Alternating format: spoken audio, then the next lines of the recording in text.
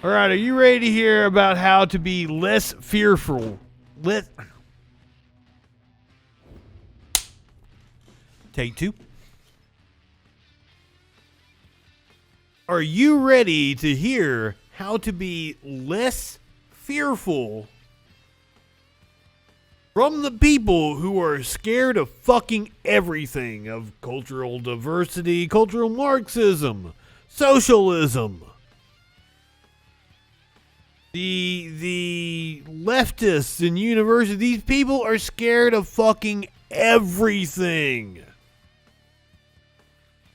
But Dennis Prager is going to tell us how to be less fearful, even though they're like scared of shit they just make up. What is the difference between a courageous person and a critical race theory? Is there a critical race theory in the room there with you right now, Dennis Prager, and are you scared of it? courageous person? It is not that the courageous person does not have fears. It's that they don't act on them. The arena of fear and courage, I am a behaviorist like I am in every other area. Act what you believe you should do. So it started with my understanding of happiness. You should act happy even if you don't feel happy. If you have physiological, neurological issues that absolutely prevent you from acting happy, that's a separate issue. But for most people, you can act it even if you don't feel it. That's a very big deal. That is the biggest deal in life. To not allow feelings to determine your behavior. You behave the way you should. You don't behave the way you feel. That's the most important. Well, that begs the question, is who is the arbiter of the way I should fucking feel, Dennis Prager? Who the fuck is telling me how I should feel? Moral lesson there is. What are my shoulds, not what are my feels? Act on feelings, you will lead a miserable, narcissistic, and probably bad life. So, with regard to fear, I would argue the same thing. You won't get rid of your fears. Well, you will eventually, to a certain extent. But you can't wait. Hey, Dennis, are you married? I'm assuming that the marriage... Maybe he's not married. I don't fucking know.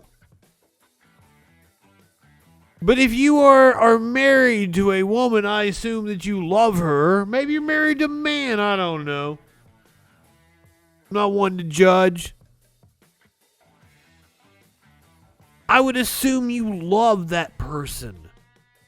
And the act of marriage would be acting on that emotion.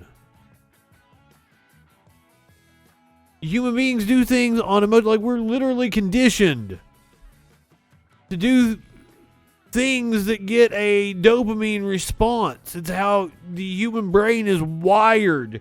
Dennis Prager, what the fuck are you talking about?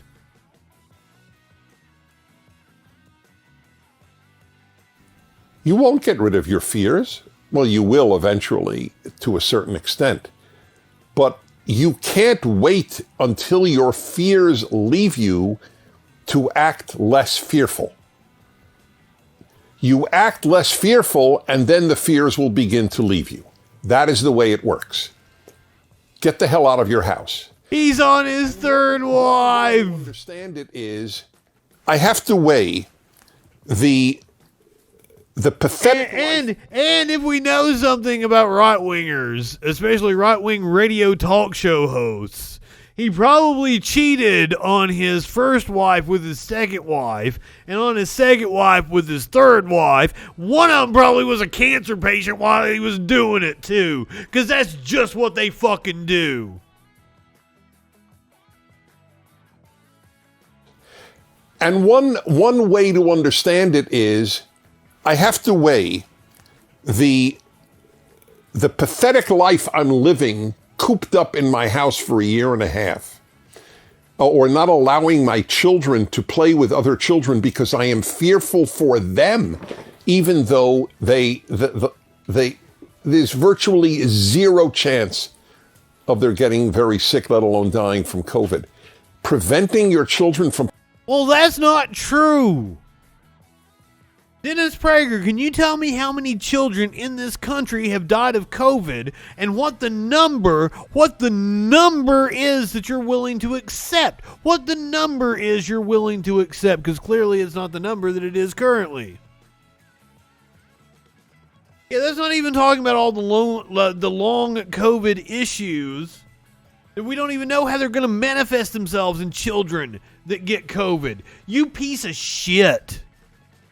Playing with other children might have a permanent detrimental effect.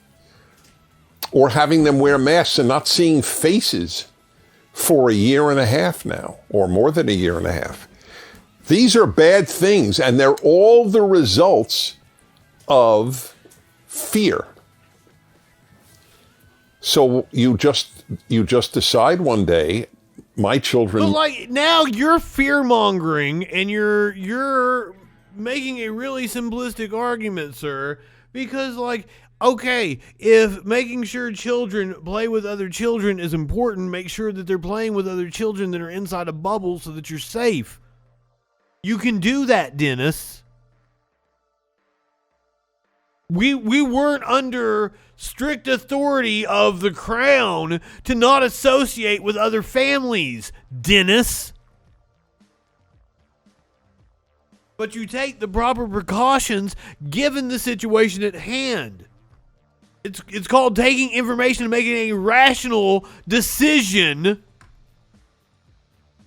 that's not based on emotion, which is, you're making the emotive argument here, Dennis. You're saying that people that are making the rational decision to take precautions to make sure their children don't get sick from COVID are actually doing so out of fear. You're making the emotive argument. You're the one doing the thing that you say you're against. You piece of shit. Must play with other children. I must get out of this house. Now, in the final analysis, you have to grapple. And this was like, all of them are like, oh, cooped up in the house, blah, blah, blah, blah, blah. What the fuck stopped you from taking a walk? What the fuck stopped you from going out fucking anywhere? When we had lockdowns, so-called lockdowns, it was just a ban on public gatherings. The fuck are you, like, we didn't even lock down. Over 50% of the economy was still going. I don't know what world these people live in. What if I get sick? Okay, so you got sick. What if you die? It's not a good thing to die, certainly prematurely. It's not a good thing to die probably at any age. It's a lousy end to life. But you can't be absorbed with, what if I die? That can't be the animating question of a good life. As I said, that is easy for him to say when it was just a phone call away, and his massive wealth was able to get him the monoclonal antibodies that kept his ass alive. That's easy for him to say. It's a little different when it's a minimum wage worker out here that doesn't have health insurance, that doesn't know how this thing is going to affect them long term. You piece of shit. I had this attitude my whole life. I adopted it, I think, as early as high school.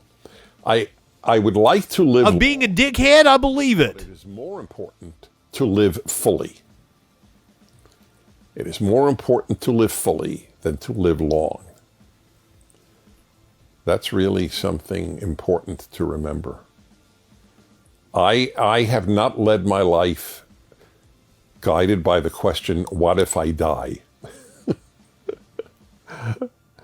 If you do, you won't do anything. Isn't he a fucking Christian? Isn't he a religious person? To live your life under religious tenets is to think about if you die.